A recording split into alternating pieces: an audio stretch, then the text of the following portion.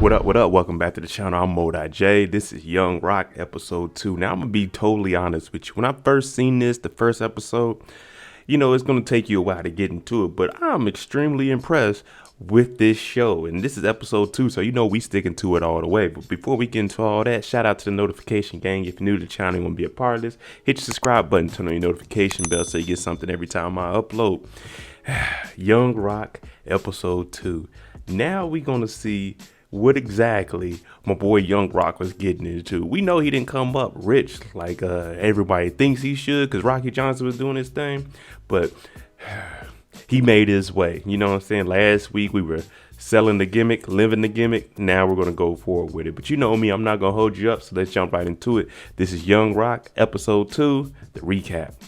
For those of you that forgot, it's year 2032. Dwayne Johnson is running for president. He goes back to his old school and they're revealing, hey, we got a Dwayne Johnson library.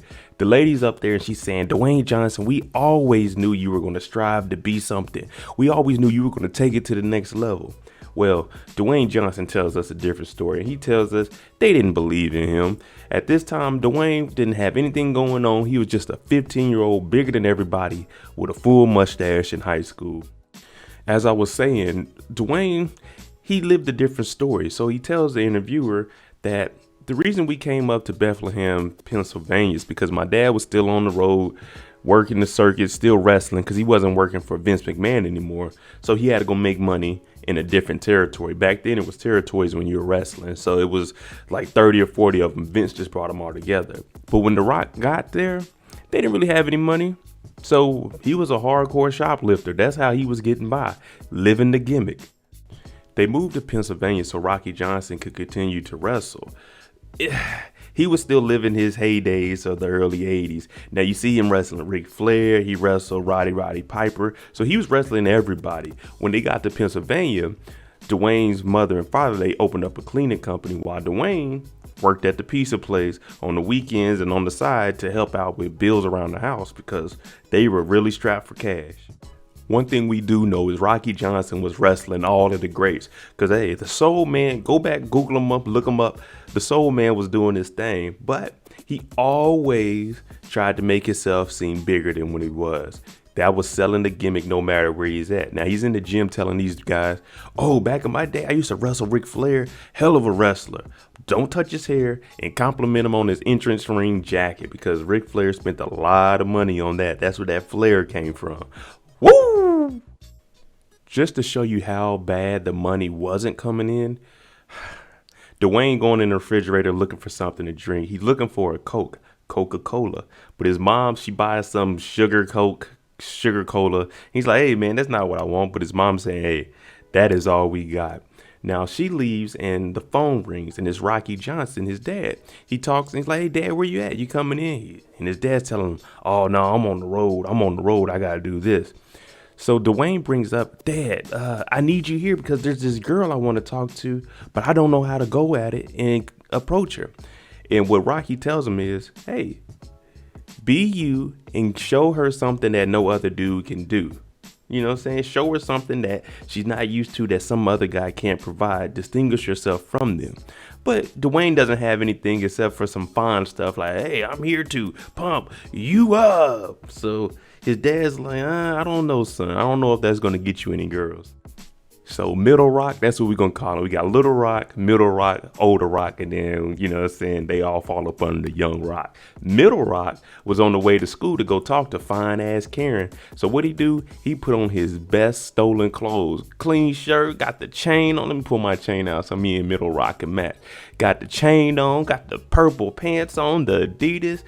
But he gets to the bus stop and he has a full mustache and the bus driver's telling him, hey, sir, you got to be a kid to ride this bus. And he's telling him, I'm a kid. So he yells to his boy, hey, tell him I'm on the bus. But all his boy sees is, you got on those new pants?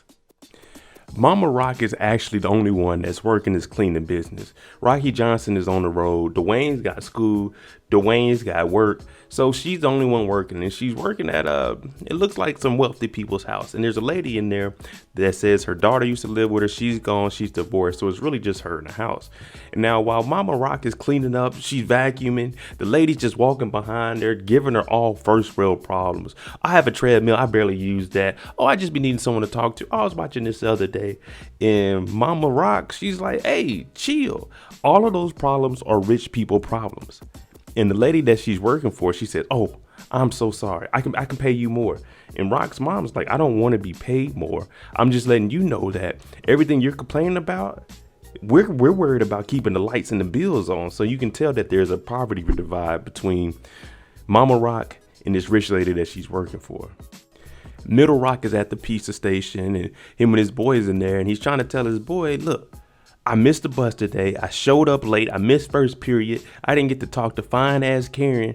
I'm missing my window, because his dad told him, you need to take advantage of it. Don't hold back, because you'll miss your opportunity. And you got to always take that opportunity when you see it. So he's saying, man, I had on my best clothes and she missed all that. What am I going to do? One thing we know about fine ass Karen is hard to date. They show multiple dudes she's out with them. They're at like a little sporting event eating popcorn. She's like, take me home. They're out on a Ferris wheel. Take me home. There's even a kid at the house playing a guitar for her, singing. She's like, take me home. He says, well, but you are home. Well, you go home. So she's a hard critic. You want to date fine ass Karen, you got to have your A game. Middle Rock builds up the courage and goes over and talks to the 4 Karens. Well, it's 3 Karens and 1 honorable Karen named Bonnie, but since she has the car, they call her Karen. He goes over there and tells her that my dad's a professional wrestler. She asks, oh, is he in WrestleMania 3? No, but my dad does know all of those people. And so for Karen, that sounds cooler than the guy that she was dating, whose dad was vice president of acquisitions at who knows what company, which means dad was bringing in a lot more money than Middle Rock's dad.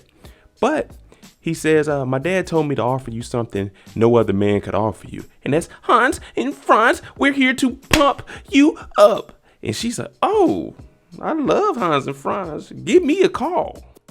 Rocky Johnson, he's living in his heyday. He's always talking about, oh, I was wrestling Roddy Piper. I had this dude like this. He's talking to the mailman, and the mailman said, hey, I don't watch wrestling. Now, when he gets in the house, Middle Rock comes and talks to his dad and tells him, hey, dad, man, I approached fine ass Karen. She wants me to call her. It's a date. You know what I'm saying? I'm going to call her after I get done working out so I can tell her I worked out. Then you hear Mama Rock say, hey, Rocky, did we get that money? And he says, nah, well, I got a meet on Saturday, a wrestling meet on Saturday, and, sold out over at the college. So Young Rock is looking at this like, oh, you're wrestling or sold out? I got an idea. Young Rock heads to school the next day. He has an elaborate plan he's trying to get across, but he stopped by the principal in the cafeteria. Now, mind you, Rock is bigger than everybody. Rock has a full mustache. He's walking around school. The principal thinks he's a police officer undercover. He's calling him Officer Johnson. Hey, did you see any drugs or anything going on through the school? And Young Rock's trying to explain to him, hey, I'm just a kid. I'm not a narc. I'm not spying on anybody. But the principal doesn't believe that, so he's going to say, hey, Officer Johnson, keep up the good work. Young Rock comes and approaches all 4 Karens, well, 3 Karens and Bonnie, but they come over there and he says, listen, my dad's actually having a wrestling match this weekend over at the college, sold out, but I can get us in, you know what I'm saying? So he's trying to flex this, you know what I'm saying? I got networking, my dad's really making things happen. I told y'all my dad was rich. So she's like, oh, I never been to one live. I'd love to see that. Young Rock, you are a man of your words. You really making it happen. Since Mama Rock went off on the client last time she was there, she decided to make her a little meal to say, I appreciate you hiring me and I didn't mean anything by it. I was just, frustrated. And the client talks to her and tells her, well, I've been feeling kind of lonely since my daughter left since the divorce. And it's just a lot weighing on me. But as Sally Jesse Raphael would say, you need to do such and such. Now, if you don't know who Sally Jesse Raphael is, in the 80s, she had the talk show. She's one of the first talk show women. And she was a pretty big thing. I mean, I never really watched it because it seemed boring to me, but I was also a child. So she's like, I need to put you up on game, Mama Rock. Here we go, living the gimmick. The day of the wrestling match comes and they pull up to it because they think it's at the college. But they actually pull up to a flea market.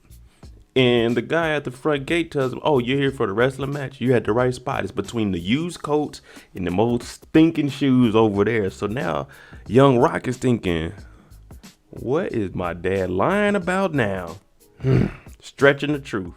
Young Rock goes over to his dad and, hey, what is this? There's only 10 people here. And Rocky Johnson says, look, now it's 11.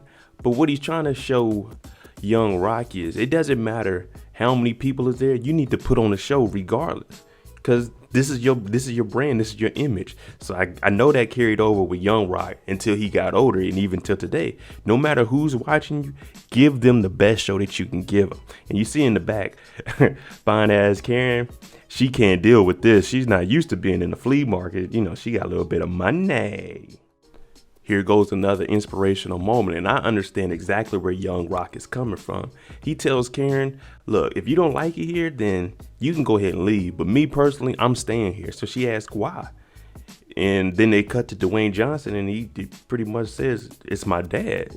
No other reason. It's my dad. I love and support my dad. That's my hero. Same with me. If my dad's doing something and all my boys went to go do something else, 9 times out of 10, I'll just stay with my dad. Because, I mean, at the end of the day, that's all you got really is your parents and your siblings. So, young Rock, he stuck it out for his dad. We have an uncommon alliance here. You would not expect the rich to be just so friendly with Mama Rock. Now, they're in there watching Sally Jesse Raphael, and she's like, oh, wow, this is actually kind of interesting. I never knew about this world. And the lady just starts to explain, hey, you know what I'm saying? This is what we watch. This is what we do. And she gives Mama Rock some inspiration. And Mama Rock said, did you make that? Did you just make that up? She's like, oh, no, I seen it on TV. She was talking to a crystal meth head. Young Rock, hey, my dad's a wrestler. He's going to make the best of this. Hey, I'm going to go get me some popcorn. We going to watch this. It's going to be a show. Now, Karen looks at him and says, oh, that popcorn, that's what we get when we go feed the animals and stuff. So for young Rock, he's kind of looking at it like, man, we from 2 different worlds. You too bougie and stuff for me. And that ain't me. You know what I'm saying? We the simple life. Yeah, I got some stolen gear on, but other than that, it's a simple life. And then here comes his crazy uncles, you know, the wild Samoans, and they scare Karen. But they're the one that actually gave Rocky Johnson the connection to this promoter to go up there and wrestle. So their family is very close knit. Now, the Soul Man's in the ring against somebody who looks like they shouldn't even be in there with him, but they going at it. He's punching him. He's doing his little step and stuff. And then all of a sudden he gets down and he gets put, they put him, oh my God, they got him down. And Karen is looking at it like it's so violent, but young Rock's looking at it because he's been learning from his dad. And he's like, oh, he has my dad down, but if he doesn't sell it, then there's no point in making a comeback. Karen doesn't know anything about the wrestling world, but for young Rock, he's looking at this. Oh man, my dad, it doesn't matter who's out in the crowd. My dad's going to go hard. He's going to put on the show. Young Rock got the whole crowd behind him yelling, Rocky, Rocky. It's 1, 2, 3, 4, 5. It's 15 people out there now. And everybody's chanting for Rocky. He's doing his thing. Now, while he's on the ground, he actually looks up at his son. He gives a wink because young Rock sees that Karen is actually into it. Then Rocky goes out there. He actually wins and pins him. He's flashing back to his heyday, putting on the show. Rocky wins this match. We did it. Rocky gets out the ring, comes and talks to young Rock and fine ass Karen. And they're like, oh, we loved your show. You were amazing.